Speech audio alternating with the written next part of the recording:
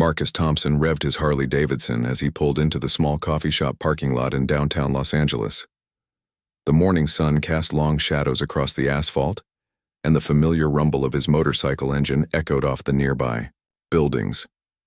At 32 years old, Marcus had been riding for over a decade, and his bike was his pride and joy. The chrome gleamed under the California sunshine, and every piece of metal had been polished to perfection. He had always been particular about his motorcycle. It wasn't just transportation for him, it was a statement, a lifestyle, and sometimes, unfortunately, a way to intimidate others. Marcus worked as a construction supervisor, and his tough exterior often carried over into his personal life. He had a reputation in his neighborhood for being the guy you didn't want to mess with, and he liked it that way. As he dismounted his bike and began to remove his helmet, Marcus noticed something that immediately irritated him. A small, scruffy-looking dog was wandering around the parking lot, seemingly without an owner. The dog appeared to be some kind of mixed breed, with matted fur and a somewhat thin frame that suggested it might be a stray. What bothered Marcus most was that the dog was getting uncomfortably close to his precious motorcycle. The dog, whose name was actually Rex, had been waiting patiently outside the coffee shop for his owner to return. Rex was a loyal companion who had been rescued from a shelter 3 years earlier by a man who had seen something special in the abandoned animal. The dog had learned to wait quietly and patiently, never causing trouble or bothering anyone. But today, something about the shiny chrome of the motorcycle had caught his attention, and his curiosity had gotten the better of him. Marcus watched with growing annoyance as the dog sniffed around the base of his motorcycle. In his mind, this was completely unacceptable. He had spent hours cleaning and maintaining his bike, and the last thing he wanted was some dirty stray dog potentially scratching the paint or leaving marks on the chrome. His temper, which had always been quick to flare, began to rise. "Get away from there," Marcus shouted at the dog, his voice harsh and commanding. But Rex, who was focused on investigating an interesting scent near the motorcycle's rear tire, didn't immediately respond to the aggressive tone. The dog wasn't being defiant or disobedient. He simply hadn't registered that the angry voice was directed at him. This perceived disobedience only made Marcus angrier. In his experience, when he told someone or something to do something, they did it immediately. He was used to being in charge at work sites, where his word was law, and he expected the same level of immediate compliance from everything around him, including stray animals.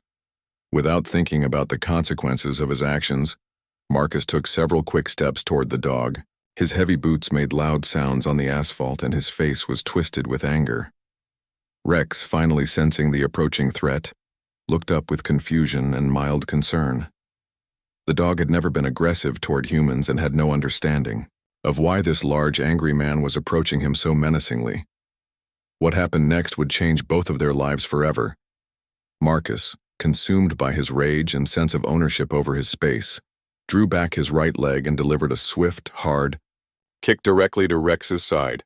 The impact sent the small dog tumbling several feet across the parking lot, where he landed with a painful yelp that echoed off the surrounding buildings. Rex immediately curled up into a defensive position, whimpering softly and clearly in pain. The kick had been delivered with significant force, and though the dog was tough from his earlier life on the streets, this level of unprovoked violence was something he had rarely experienced. He looked up at Marcus with confused, hurt eyes, unable to understand what he had done to deserve such treatment. Marcus felt a momentary satisfaction as he watched the dog retreat. In his mind, he had successfully defended his property and established his dominance.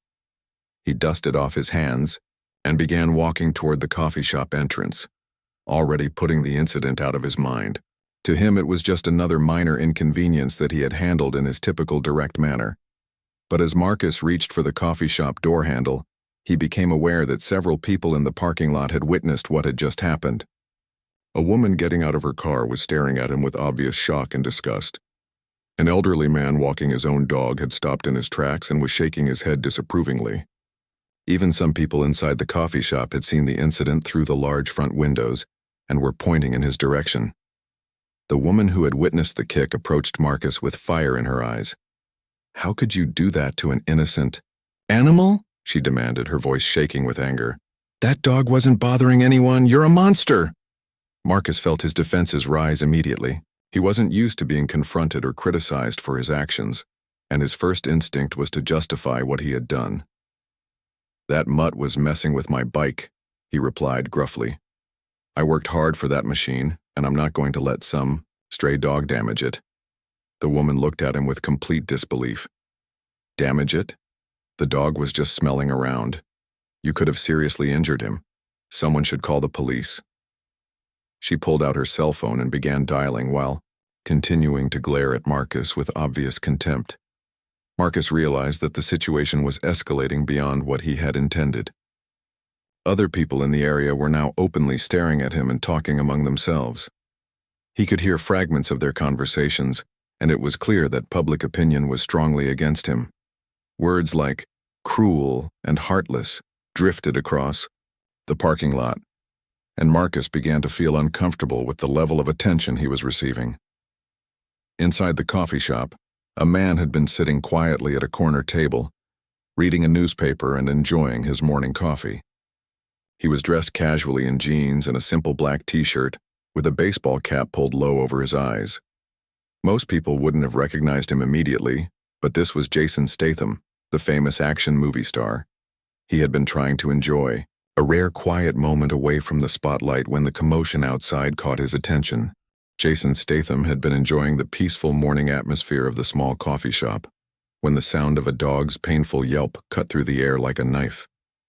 His head snapped up from his newspaper, and through the large front window, he saw a scene that made his blood boil.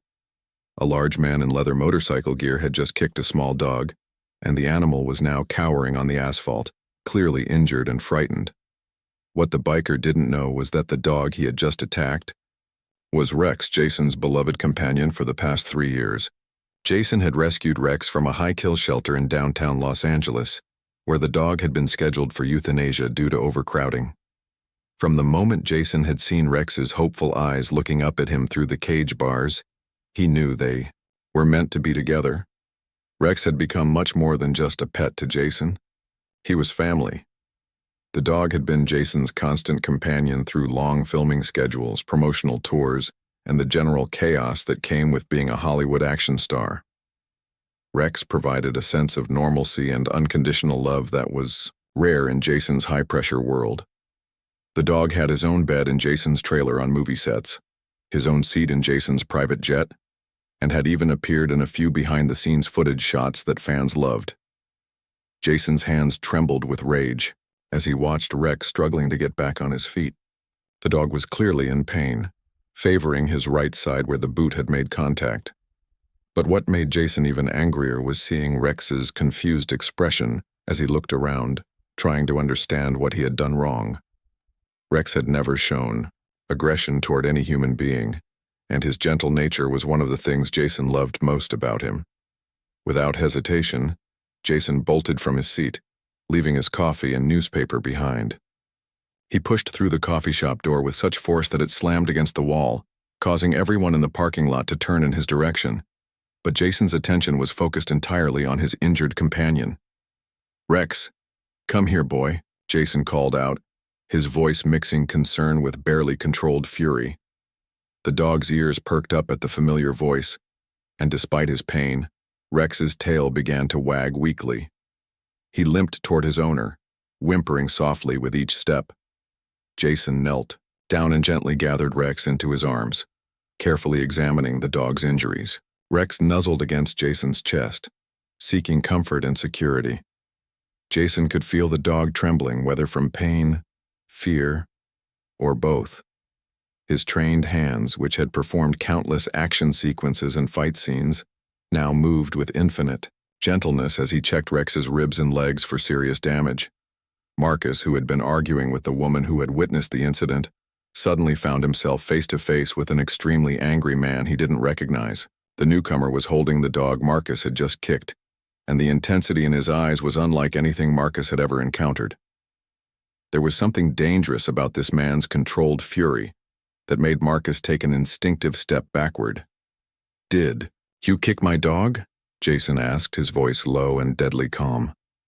Every word was measured and precise, but there was no mistaking the threat underlying the question. Jason's accent, crisp and unmistakably British, added an edge to his words that made them even more intimidating. Marcus, still unaware of who he was dealing with, felt his own anger rising again. He wasn't used to being challenged, especially not by some random stranger. "Your dog was bothering my bike," he replied defiantly. "Maybe you should keep better control of your animal." The crowd that had gathered around them grew larger, and several people began recognizing Jason despite his casual clothing and baseball cap. Whispers of, "Is that Jason Statham?" and "Oh my God, it's really him," began circulating through the group. Cell phones appeared as people started recording the confrontation, sensing that something significant was about to happen. Jason's jaw tightened as he processed Marcus's callous response. In all his years of playing tough guys and action heroes, on screen, he had never felt real fury like what was coursing through his veins at that moment. Rex was not just some random dog. He was Jason's family, his loyal companion, his best friend. The casual way Marcus dismissed what he had done was unforgivable. "Bothering your bike?" Jason repeated, his voice growing more dangerous with each word. "He's a 15-pound dog. What exactly did you think he was going to do to your precious motorcycle?" Marcus shrugged dismissively, still not grasping the gravity of the situation he had created. "I don't care what he weighs. He had no business being near my property. I worked hard for that bike, and I'm not going to let some mutt mess it up." The word mutt was the final straw for Jason. Rex was many things. A survivor, a loyal friend, a gentle soul, but he was nobody's mutt. Jason carefully placed Rex on the ground behind him, making sure the dog was safe and out of harm's way. Then he stood to his full height and looked Marcus directly in the eyes. "Let me explain something to you," Jason said, his voice now carrying the full weight of his authority and barely contained rage. "That mutt is worth more than you, your bike, and everything else you own combined. He saved more lives than you ever will, brought more joy into this world than you're capable of, and shown more loyalty and honor than you could understand." Marcus was beginning to realize that this situation was spiraling beyond his control, but his pride wouldn't let him back down. "Look, buddy, I don't know who you think you are, but you need to mind your own business. What I do with stray dogs in a public parking lot is my concern." "Stray dogs?" Jason's voice rose for the first time, and the crowd around them instinctively took a step back. "This is Rex. He's been my companion for 3 years. He's traveled with me around the world, been featured in magazines, and has his own Instagram account with 2 million followers. And you just kicked him because you were worried about your motorcycle getting a nose print on it." The recognition was starting to dawn on Marcus, though he still couldn't quite believe it. The crowd around them was growing more excited, with people clearly recognizing the famous actor. Camera phones were recording every word, and Marcus began to realize that this incident was going to be much bigger than he had initially thought. Jason continued, his voice now carrying the weight of his fame and influence.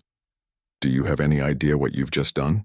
You've assaulted a celebrity dog in front of dozens of witnesses, all of whom are recording this conversation. Rex has been in movies, commercials, and charity campaigns. He's probably more famous than you'll ever be."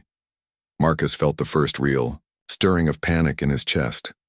The implications of Jason's words were starting to sink in, and he was beginning to understand that this wasn't just about a random dog and an angry owner. This was about a celebrity's beloved pet, and there were cameras recording everything. The realization hit Marcus like a freight train. As more people in the crowd began whispering Jason Statham's name and pointing at him with their phones, Marcus finally understood the magnitude of what he had done. This wasn't just any dog owner he was dealing with. This was one of Hollywood's biggest action stars, and he had just kicked the man's beloved pet in front of dozens of witnesses. Jason's reputation in Hollywood wasn't just built on his movie roles. He was known throughout the industry as someone who was fiercely protective of the people and animals he cared about. Stories circulated among cast and crew members about how Jason would go to extraordinary lengths to ensure everyone's safety and well-being on his film sets. His loyalty was legendary, and so was his ability to hold grudges against those who crossed him or hurt the people he loved. I didn't know, Marcus stammered. His earlier bravado completely evaporated. The color had drained from his face as he began to comprehend the potential consequences of his actions. I mean, how was I supposed to know whose dog it was? Jason's eyes narrowed dangerously. Does it matter whose dog it was? Would it have been acceptable to kick any dog just because you were worried about your motorcycle? What kind of person does that make you? The crowd around them had grown to nearly 50 people, and the atmosphere was electric with tension. Many of them were filming the confrontation on their phones, and Jason knew that by the end of the day this incident would be all over social media and entertainment news websites. The story of a biker kicking Jason Statham's dog was exactly the kind of content that would go viral instantly. Marcus tried desperately to salvage the situation. Look, Mr. Statham, I'm really sorry. I didn't mean any harm. Maybe we can just forget this whole thing happened. His voice was pleading now, and sweat was beginning to form on his forehead despite the cool morning air. Jason looked down at Rex, who was still favoring his injured side but trying to stay close to his owner's legs. The dog's trusting eyes looked up at Jason, and it broke his heart to see the confusion and pain there. Rex had never done anything to deserve the treatment he had received, and Jason was determined to make sure Marcus understood the gravity of his actions. Forget it happened, Jason repeated, his voice incredulous. My dog is injured because of your unprovoked violence, and you want me to just forget it happened? Do you have any idea how this works? A woman in the crowd shouted out, "Call the police, that's animal cruelty." Several other voices joined in, expressing their outrage at what they had witnessed. The mob mentality was beginning to turn against Marcus, and he could feel the hostility radiating from everyone around him. Jason pulled out his phone and began dialing. I'm calling my veterinarian first to make sure Rex is okay, and then I'm calling the police to report this assault. After that, my publicist is going to make sure every media outlet in Los Angeles knows exactly what kind of person you are. Marcus felt panic rising in his chest. Wait, please, can't we work something out? I'll pay for any vet bills. I'll do whatever you want. Just please don't make this public. Jason paused in his dialing and looked at Marcus with disgust. Now, you want to make things right? Where was this concern when you were kicking an innocent animal? You had every opportunity to walk away, to use your words instead of your boots. But you chose violence against a defenseless creature. The veterinarian answered Jason's call, and he quickly explained the situation. Dr. Sarah Martinez had been Rex's vet since Jason first adopted him, and she knew how much the dog meant to her famous client. She immediately agreed to see Rex within the hour and suggested that Jason bring him in right away to check for internal injuries. As Jason finished his call, a police car pulled into the parking lot. Someone in the crowd had already called 911 to report the animal cruelty incident. Officers Patricia Williams and David Chen stepped out of their patrol car and immediately recognized that they were walking into a situation involving a major celebrity. Officer Williams approached Jason first. Mr. Statham, we received a call about an animal cruelty incident. Can you tell us what happened here? Jason calmly explained the situation while Rex sat quietly at his feet. His account was straightforward and factual, without any embellishment or dramatic flair. He simply described how he had witnessed Marcus kick his dog unprovoked and how Rex had been injured as a result. Officer Chen then turned to Marcus, who was visibly sweating and nervous. Sir, is this account accurate? Did you kick this man's, dog? Marcus looked around at the crowd of hostile faces, all of them recording his every word and movement. He realized that lying would only make things worse, especially with so many witnesses present. Yes, but I didn't know it was his dog. I thought it was a stray that was bothering my motorcycle. And you thought that justified kicking the animal? Officer Williams asked, her tone clearly disapproving. Marcus stammered. I just wanted it to get away from my bike. I didn't think it would be such a big deal. Officer Chen shook his head. Animal cruelty is always a big deal, sir. It doesn't matter if the animal belongs to a celebrity or to someone else. Kicking a dog is illegal in California, regardless of the circumstances. Jason stepped forward. Officers, I want to press full charges. This wasn't a momentary lapse in judgment or an accident. This was a deliberate act of violence against an innocent animal, and I want to make sure it's handled appropriately. The implications of Jason's words weren't lost on anyone present. When a celebrity of his stature pressed charges, it became a media circus. Marcus's face would be plastered across newspapers, websites, and television screens as the man who kicked Jason Statham's dog. His life was about to change dramatically, and not for the better. Officer Williams began reading Marcus his rights while Officer Chen started taking statements from witnesses. The crowd was eager to provide their accounts of what they had seen, and every single witness confirmed Jason's version of events. Several people offered to share their video recordings with the police as evidence. Marcus was handcuffed and placed in the back of the patrol car while the officers completed their investigation. Through the car window, he could see Jason gently picking up Rex and carrying him toward a waiting luxury SUV. The contrast was stark. The gentle way Jason handled his injured pet versus the violent way Marcus had treated the same animal just minutes earlier. As the police car pulled away with Marcus in custody, Jason realized that this was just the beginning. Within hours, the story would be everywhere, and Marcus's life would become a cautionary tale about the consequences of cruelty and the importance of treating all living creatures with respect and kindness. By the time Jason arrived at Dr. Martinez's veterinary clinic with Rex, the first social media posts about the incident were already beginning to circulate. The videos captured by witnesses showed the confrontation from multiple angles, and the #JusticeForRex was starting to trend on Twitter. Jason's publicist, Amanda Reynolds, had already called him 3 times during the short drive to the vet's office. Dr. Martinez greeted them at the door, her face filled with concern as she saw Rex limping slightly. "Bring him straight back to exam room 2, she said, leading them through the hallway. "I've cleared my schedule for the next hour so we can do a thorough examination." As Dr. Martinez carefully examined Rex, checking his ribs, legs, and internal organs, Jason paced the small room anxiously. Despite all the dangerous stunts he had performed in his movies, nothing had ever made him feel as helpless as watching his beloved companion in pain. Rex bore the examination stoically, occasionally looking up at Jason for reassurance. "The good news is that there don't appear to be any broken bones," Dr. Martinez announced after completing her examination. "But he definitely has some bruising along his right side, and he's going to be sore for several days. I want to keep him here for a few hours for observation to make sure there are no internal injuries we might have missed." Jason felt a wave of relief wash over him, followed immediately by a surge of renewed anger at Marcus. Even though Rex's injuries weren't life-threatening, the fact remained that a grown man had violently attacked a defenseless animal for no legitimate reason. The vet's diagnosis confirmed that Rex had indeed been hurt, which would strengthen the case against Marcus. While Rex rested comfortably on a soft blanket in the observation room, Jason stepped outside to call Amanda back.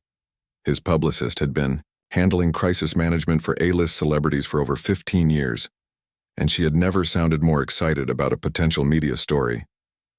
"Jason, this is huge," Amanda said the moment she answered the phone. "The videos are everywhere already, and the public response is overwhelming. Everyone is on your side, and this Marcus Thompson guy is being absolutely destroyed on social media. His employer has already fired him, and people are calling for boycotts of any business that associates with him." Jason listened with mixed feelings as Amanda described the rapidly escalating consequences for Marcus. Part of him felt satisfied that there would be real repercussions for the man's cruel actions, but another part of him wondered if the punishment was becoming disproportionate to the crime. "What exactly is happening to him?" Jason asked. Amanda's voice was animated as she rattled off the developments. "Well, his construction company fired him about an hour ago after the videos started going viral.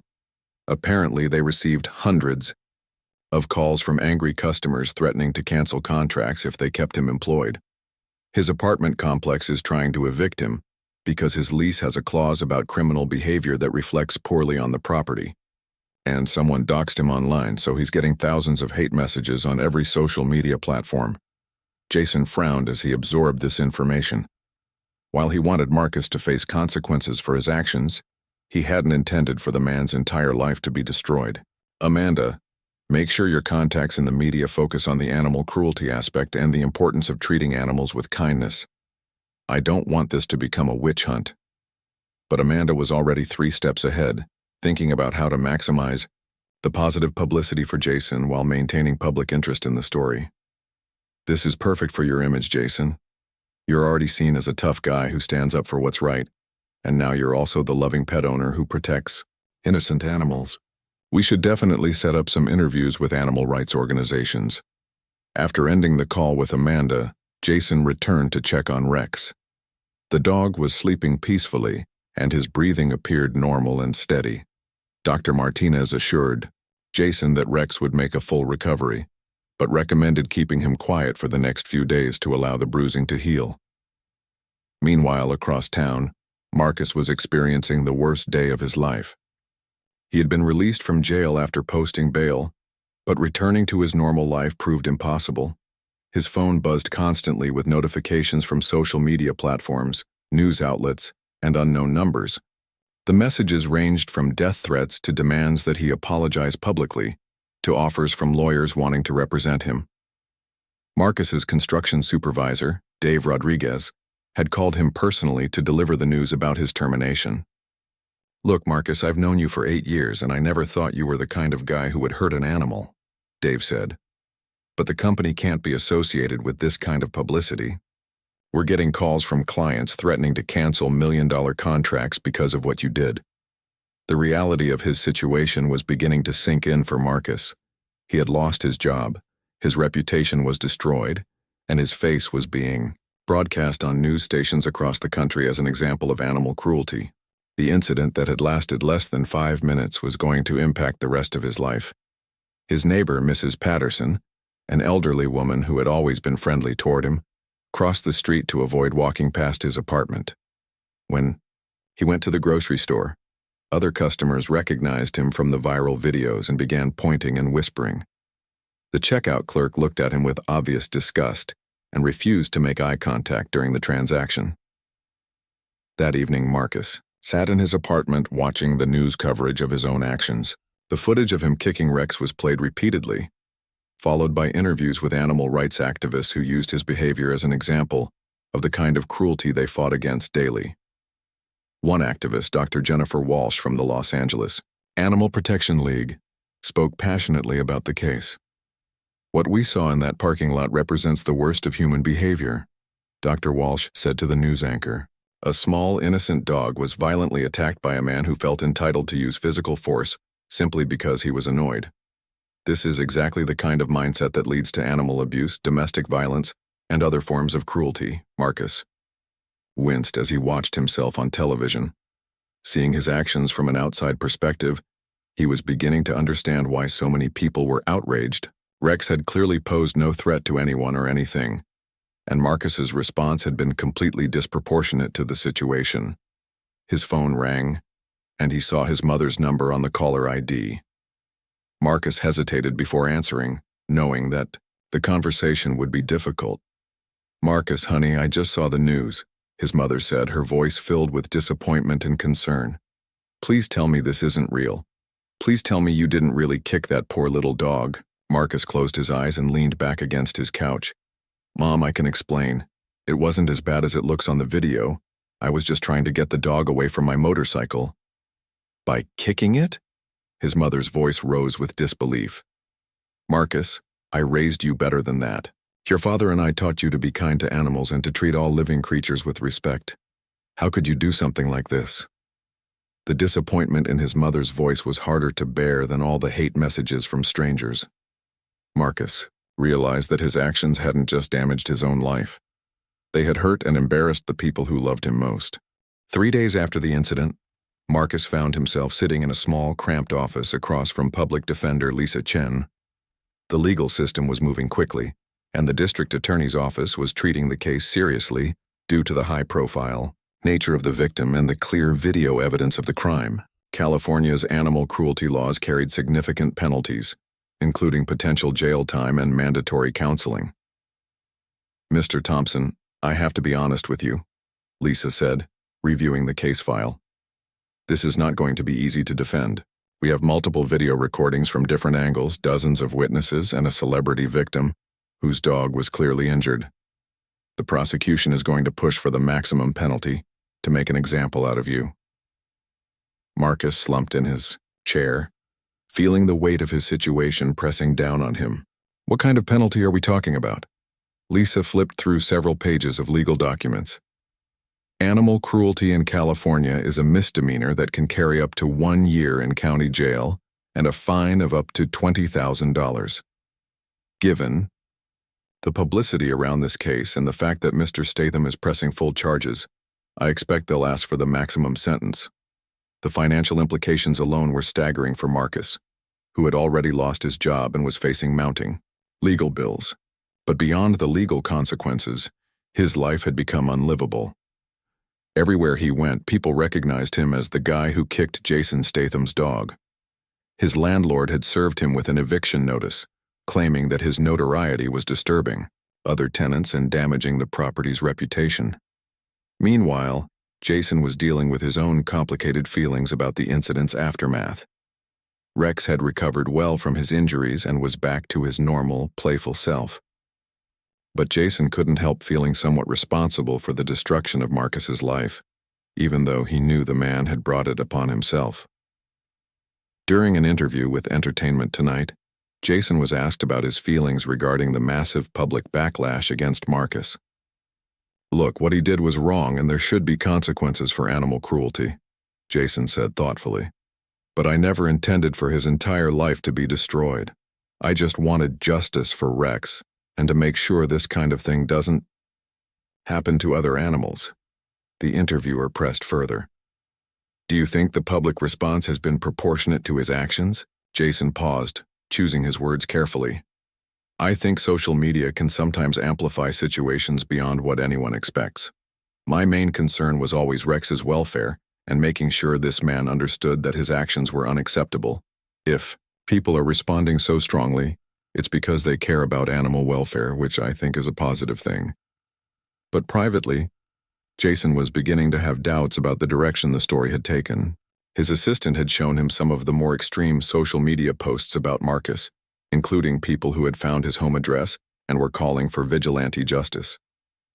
That level of harassment went far beyond anything Jason had wanted or expected.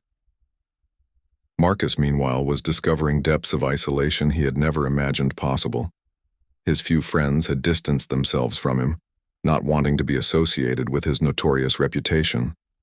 His favorite restaurants and bars were no longer comfortable places to visit, as other patrons would recognize him and make their displeasure known. Even simple errands like grocery shopping had become exercises in enduring public humiliation. One evening, as Marcus sat alone in his apartment eating a microwave dinner, he received an unexpected phone call. The number was blocked, but something compelled him to answer. "Marcus Thompson?" The voice was familiar, though Marcus couldn't immediately place it. "Yes, who is this?" "This is Jason Statham. I think we need to talk." Marcus nearly dropped the phone. "Mr. Statham, I don't understand. Why are you calling me?" Jason's voice was calm but serious. "Because this situation has gotten out of hand, and I think we both know it. I want to meet with you tomorrow morning. There's a diner called Mel's on Sunset Boulevard, 10 a.m. Come alone." Before Marcus could respond, Jason had hung up. Marcus stared at his phone, wondering if the call had really happened or if the stress of the past few days was causing him to hallucinate. But the call log showed a blocked number at the exact time he remembered answering. That night, Marcus barely slept. He couldn't imagine what Jason wanted to discuss with him. Was this some kind of trap? Was Jason planning to confront him again, perhaps with cameras rolling for maximum publicity? Or was there something else entirely that the famous actor had in mind? The next morning, Marcus arrived at Mel's diner 15 minutes early. He chose a booth in the back corner where he would be less likely to be recognized by other patrons. His hands shook slightly as he ordered coffee and waited for Jason to arrive. At exactly 10 a.m., Jason walked through the door. He was dressed, casually in jeans and a dark sweater, with sunglasses that he removed as he spotted Marcus in the corner booth. Rex was with him, walking calmly on a leash and showing no signs of lingering injury from the incident. Jason slid into the booth across from Marcus, and Rex settled down beside his owner's feet. The irony of the situation wasn't lost on either man. The victim of Marcus's violence was now sitting just inches away from him, calm and trusting. "Thank you for coming," Jason said, his voice neutral but not hostile. Marcus couldn't take his eyes off Rex. Seeing the dog up close and healthy made him feel a complicated mix of relief and renewed shame. "Mr. Statham, I want you to know how sorry I am about what happened. I know that probably doesn't mean much now, but I need you to know that I regret my actions completely." Jason studied Marcus's face, looking for signs of sincerity. "Tell me something, Marcus. Do you regret what you did because you got caught and faced consequences, or do you regret it because you realize it was wrong?" The question hung in the air between them. Marcus had been asked similar questions by reporters, lawyers, and even his own family. But somehow Jason's direct inquiry demanded a more honest answer than he had given before. "Both," Marcus admitted. "At first I was just angry about getting caught and having my life turned upside down. But seeing all the footage, reading..." 6 months later, Marcus stood in front of a packed auditorium at Lincoln Elementary School, facing 200 eager third graders who were participating in the school's annual Kindness Week program. His hands no longer shook when he spoke publicly about his mistakes, and his message had been refined through dozens of similar presentations across Los Angeles. "How many of you have pets at home?" Marcus asked the audience, and nearly half the children raised their hands enthusiastically. "I want you to think about how much you love your pets and how you would feel if someone hurt them just because they were having a bad day." The transformation in Marcus had been remarkable, though not without challenges. The first month of his community service at the West LA Animal Shelter had been difficult.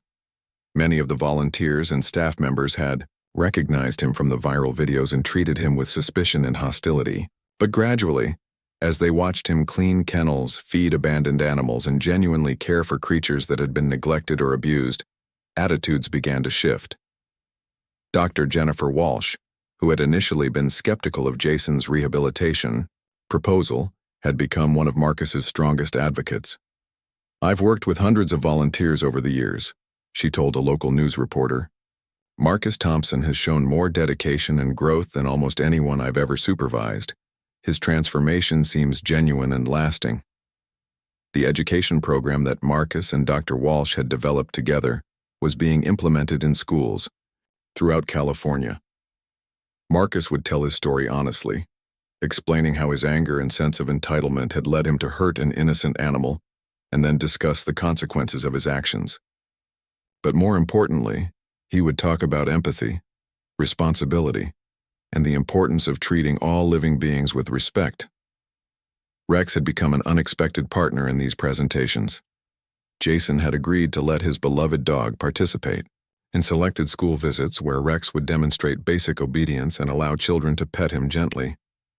The contrast between Rex's calm, forgiving nature and Marcus's former aggression created powerful teaching moments about forgiveness and second chances. During one particularly memorable presentation at Roosevelt High School, a student asked Marcus directly, "Do you think you deserve forgiveness for what you did?" Marcus considered the question carefully before answering.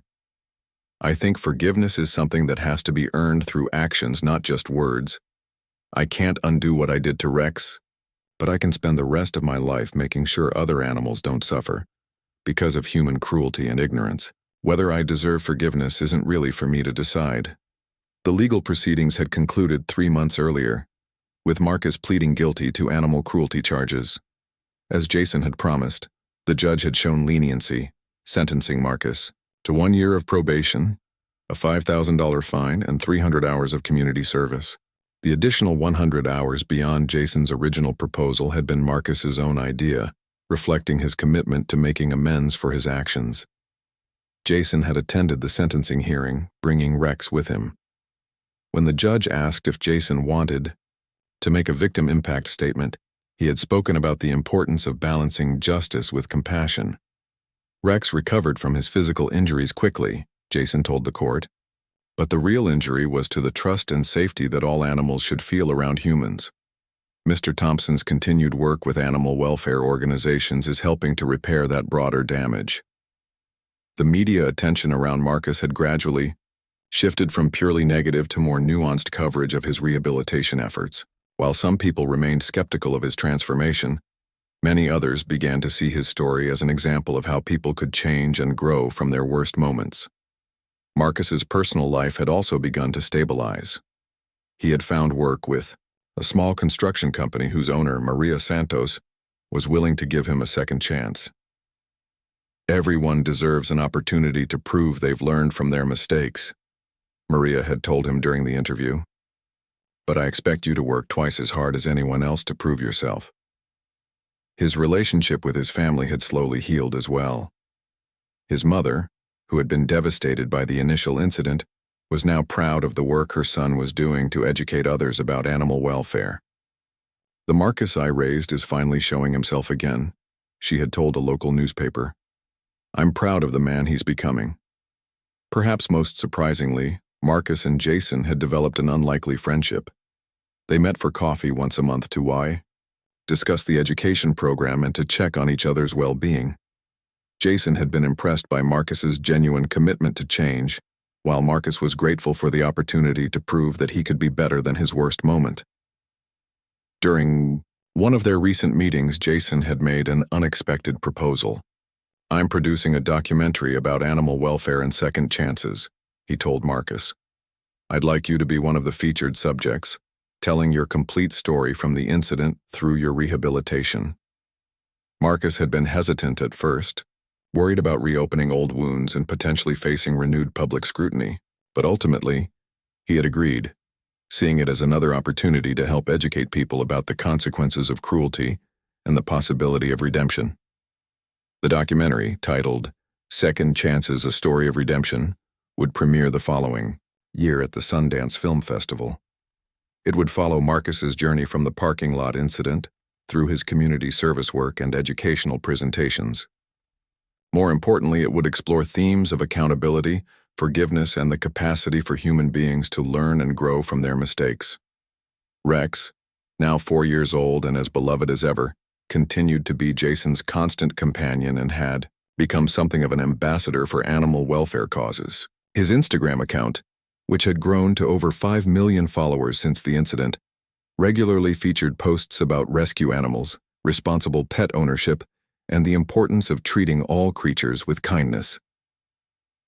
As Marcus finished his presentation to the elementary school students, a little girl in the front row raised her hand. Mr. Marcus, do you and Rex like each other now? Marcus smiled and looked over at Rex, who was sitting calmly beside the podium. Rex is much more forgiving than I probably deserve, he answered honestly. He's taught me a lot about giving people second chances, even when they've hurt you. I hope that someday I can be as good a person as Rex is a dog. The children laughed at this response, but Marcus meant every word. His journey from a moment of inexcusable cruelty to a life dedicated to preventing similar incidents had been difficult and humbling, but it had also been transformative. He had learned that true redemption required not just acknowledging past mistakes, but committing to a lifetime of making amends through positive actions.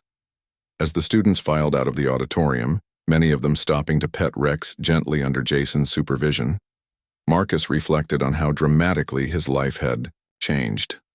6 months ago, he had been a man whose anger and entitlement had led him to hurt an innocent creature. Today, he was someone who spent his time teaching others about compassion and responsibility.